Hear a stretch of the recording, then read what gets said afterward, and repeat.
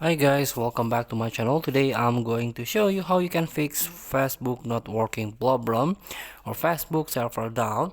So if your Facebook the server is down, you cannot do anything. All you have to do just wait until the Facebook server is normal again. But if there is something else, there is some your Facebook is crashed, your Facebook is freezing, you can try to force stop the Facebook. Here you can hold the Facebook, tap app info and force stop,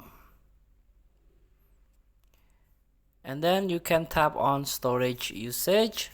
You can clear some cache here to free up some space, or even you can clear your data but you need to relog in. After that, if your Facebook is on older version, you can try to update it. You can tap on Facebook. Sorry, this is the light version. If you this one, the Facebook, the full version, here you can tap on update.